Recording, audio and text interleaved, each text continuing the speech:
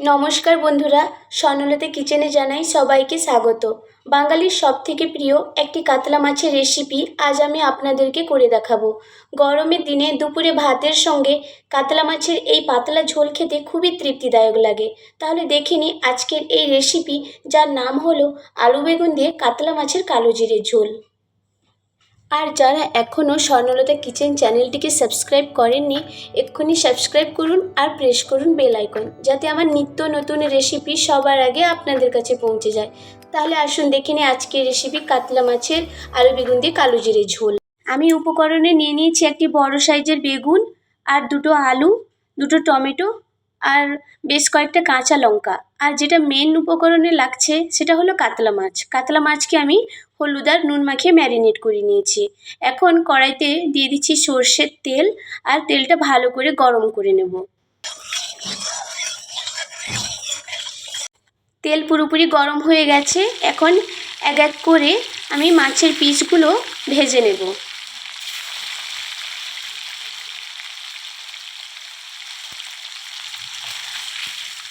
এখানে মাছটা ভাজা হতে থাক, আমি ততক্ষণে আলু ছিলে নিই। আমি দুটো আলুকে ছিলে নিয়ে ভালো করে লম্বা লম্বা করে কেটে নিচ্ছি।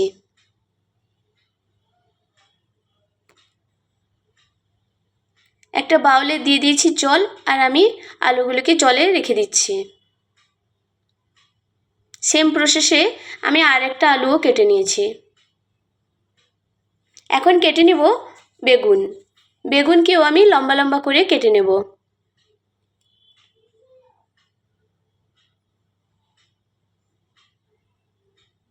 বেগুনকেও আমি জলে ফেলে দিচ্ছি, যাতে বেগুনটা কালো পড়ে না যায়।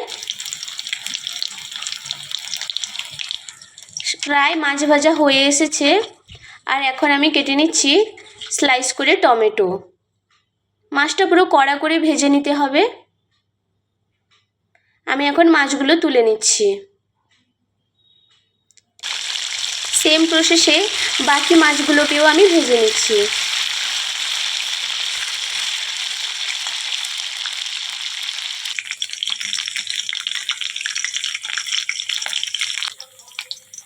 মাছ ভাজা কমপ্লিট হয়ে গেছে। এখন আমি মাছগুলো তুলে নিচ্ছি। আর এখানে আলুকেও ভালো করে ধুয়ে নিয়েছি, বেগুনও ধুয়ে নিয়েছি। উপকরণে আমি কাঁচা লঙ্কা, টমেটো, মাছ ভাজা সব রেডি করে নিয়েছি। এখন আমি বেগুনটাতে হলুদ আর নুন মাখিয়ে নেব। দিয়ে দিচ্ছি সামান্য হলুদ আর লবণ, দিয়ে ভালো করে আমি মাখিয়ে নিচ্ছি। এখন কড়াইতে সেই তেলে আমি বেগুনগুলো ভেজে নিচ্ছি।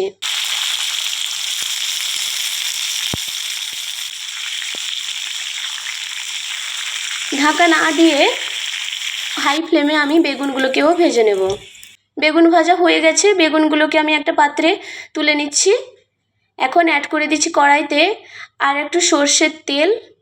তারপরে ফোড়নে দিয়ে দিচ্ছি কালো জিরে। আর কালো জিরেটা ভালো করে ফুটে এলেই অ্যাড করে দিচ্ছি লম্বা লম্বা করে কেটে রাখা আলু। ভালো করে মিশিয়ে নিচ্ছি। এখন দিয়ে দিচ্ছি সামান্য হলুদের গুঁড়ো আর সামান্য লবণ। ভালো করে মিশিয়ে নিচ্ছি। এই মুহূর্তে অ্যাড করে দিচ্ছি কেটে রাখা টমেটো আর কাঁচা লঙ্কা। দিয়ে দিচ্ছি ধনে গুঁড়ো, হলুদ গুঁড়ো, লঙ্কা গুঁড়ো, আর অ্যাড করছি জিরে গুঁড়ো। এখন ভালো করে মিশিয়ে নিচ্ছি।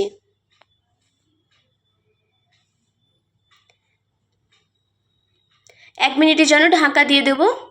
1 মিনিটের পর ফিরে এসেছি। প্রায় টমেটোটি সেদ্ধ হয়ে এসেছে। আবারও 1 মিনিটের জন্য আমি ঢাকা দিয়ে দেব। ফিরে আসছি 1 মিনিটের পর।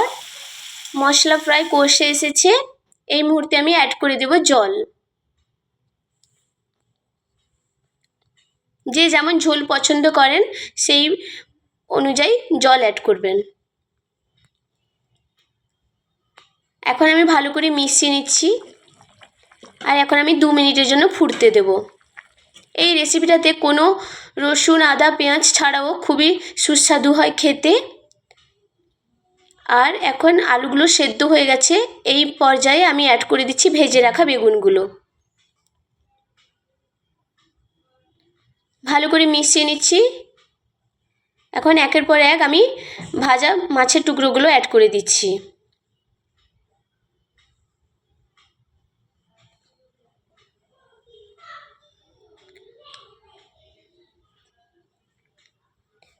আবারও 1 মিনিটের জন্য ভালো করে হতে দেব।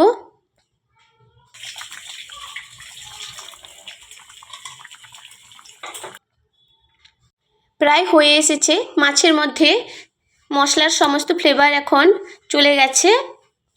আর তৈরি হয়ে গেল আজকের রেসিপি আলু বেগুন দিয়ে কাতলা মাছের কালো জিরে ঝোল। এটি গরম ভাতের সঙ্গে খুবই ভালো লাগে। আর যখন ঝাল ঝোল বেশি মশলাদার খাবার খেতে পছন্দ করবে না, তখনই এই রেসিপিটি একবার ট্রাই করুন, খুবই ভালো লাগবে। গরম গরম ভাতের সঙ্গে গরম গরম কাতলা মাছের কালো জিরে ঝোল পরিবেশন করুন, খুবই ভালো লাগবে। আর আজকের রেসিপিটি যদি আপনাদের ভালো লেগে থাকে তাহলে লাইক কমেন্ট সাবস্ক্রাইব করতে ভুলবেন না। ফিরে আসবো নতুন কোনো এক রেসিপির সঙ্গে। ততক্ষণে সবাই ভালো থাকুন, সুস্থ থাকুন আর সবাইকে ভালো রাখুন। Thanks for watching my video.